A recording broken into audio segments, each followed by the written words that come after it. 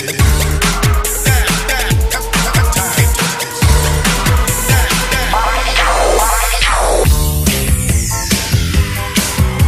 this.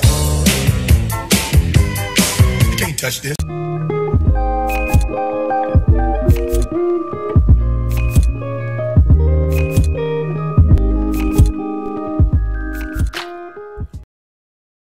Yo, what's poppin', squad? Your boy Jesimein. Today we have some Striker 10 gameplay, non-meta manhunt going ham gameplay for y'all on PlayStation 4. My man Uno, Gully, and Pimpin', man. You know, we were just doing our thing. I just randomly hopped on, joined the squad, hopped in, you know, do what we do. So I want to use this video as like a little, I don't know, like a little baby talking session behind the gameplay, so you guys enjoy it. We were going ham actually, and I was definitely not using a Nomad build. I was using my only build on PlayStation. So a lot of people always ask me how come I don't play a lot of PlayStation 4, and that's because I only have one build, and it's not even because I don't enjoy using the build necessarily or it's too hard or whatever. It's just I just don't feel like I have all my arsenal, and I always come across the sweatiest of sweatiest, especially when I stream. You know what I'm saying? Stream snipers, when they come, they come to kill, and you know I have to be able to defend myself. So unless I'm feeling super on that day, running striker is definitely going to be a handicap. But you know we make do, right? We don't complain about it. But anyways, getting to what I want to talk about, and that's basically how I feel this game should be played on my own opinion, right? Just like yesterday, I posted my video where everybody tells everybody else how to play the game, and you know I don't really put my input on it, only because you know I'm all for freedom. I'm all for you run the game how you want to be played. But if I had to put my 2 cents in, the only thing I would say to change that would make the experience better is just make everybody flag up. You feel me?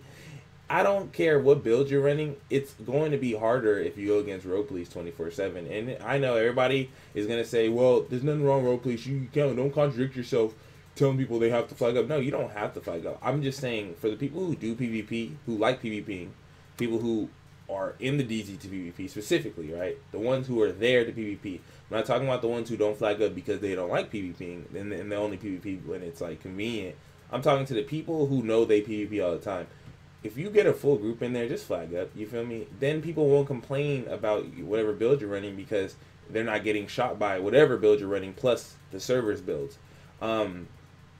That's where I think the majority of the problems are at. I think the majority of the problems with the builds that people complain about are because you deal with so much of them at once. So 1 or 2 nomads is not a big deal. You know, if it's a really good nomad player, then you know it could be frustrating, but it only becomes a problem to people when they're like going manhunt and they have to shoot 15 people and they all have nomad on and they're all teamed up against that one team, and that's where they feel overwhelmed and they feel like, damn, like this is why the builds are broken or whatever. Or the same thing like with Predator. Like if you take out a Predator and you're like, okay, we finally got him off, and then 3 more Predators come because they're a part of the Rogue Policers, or they're just the bystanders, the third partiers.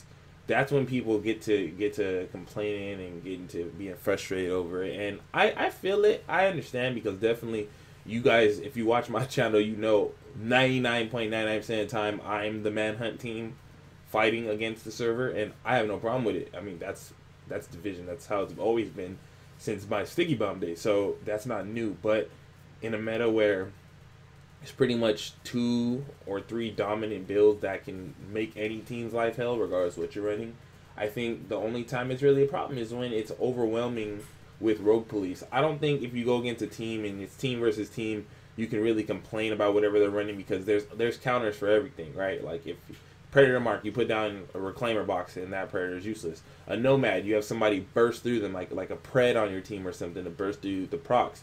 And Nomads in groups only have 1 proc, so it's not like you have to worry about them procking a million times. Now, if it's like 8 solo Nomads, that's like one of those extreme situations where it's like, bro, you can't do nothing about it, because you can't get mad at 1 Nomad because they're running Nomad and they're procking multiple times. They're solo. They don't have a team that's going to be able to heal them and combat medic and strafe with them and take the aggro off of them. So, of course, solo Nomads are going to be there, and of course they're going to make your life hell, because one of them can get 10 procs, another one can get 15 procs, you know what I'm saying, depending on whatever. So yes, it does suck in those situations, but I mean, people bring up that situation where they come across a solo Nomad server, and I mean, I play a lot of the Division, and I play a hell of a lot of 1.8.3, and I really haven't came across that much nomads. I've came across a lot of nomads, but not where the whole server's running them. It's probably the max I've seen in the server is probably 5. You know what I'm saying? So,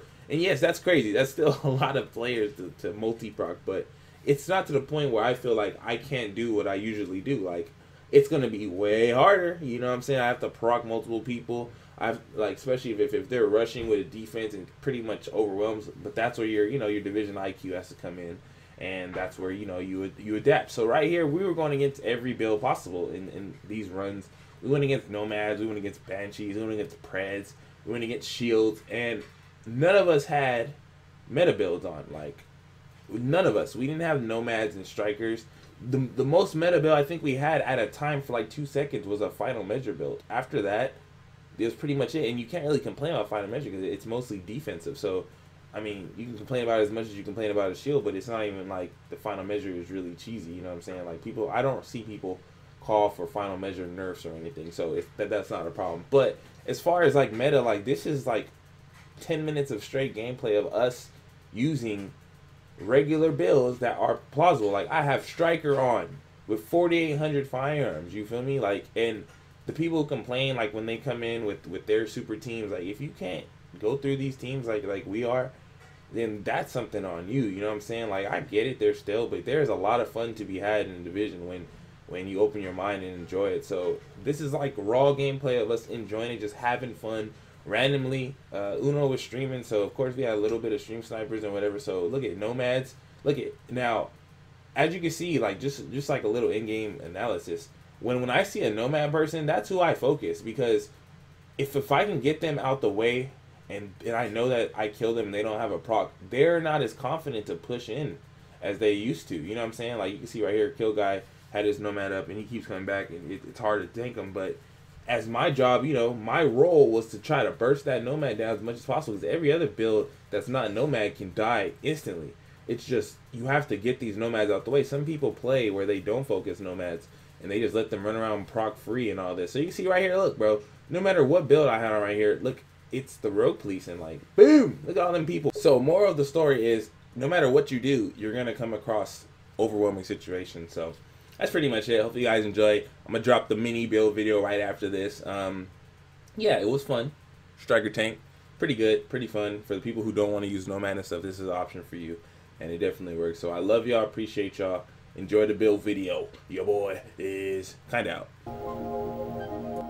What is poppin', squad? Your boy Jesimein. And I know people are going to ask me what I was running in this video. So without further ado, let's get into this PS4 build that I can't really change at this point. But anyways, get into it. It's a 6-piece striker with 8,100 stamina, 4,800 firearms. My gun is a house with responsive and predatory. Going into this, exotic damage, aliens, health, roll for stamina. Don't pay attention to my mods. I don't have mods on PlayStation 4, so obviously I would go with health mods over everything, but I don't have them. Sadly, going to my mask, critical hit chance, stamina, and 1 stamina with health. On my knee pads, I think I also have, I have firearms with skill power and post critical hit chance mods.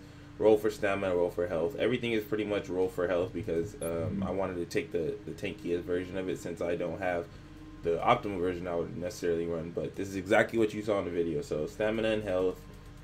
Also have post critical hit damage and first aid self heal.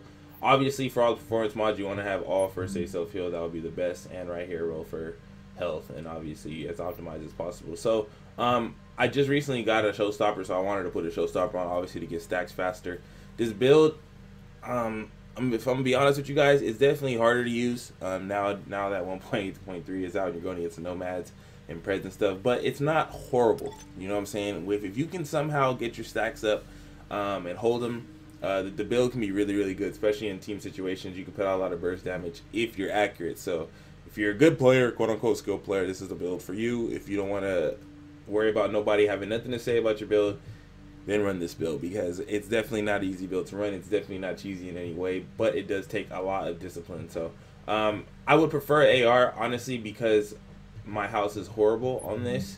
I would feel like an AR is better, only because I don't want to be in the mouth of all the people with not having that much sustainability with this build. But I mean, it's all preference, so to each his own. So I love y'all, appreciate y'all.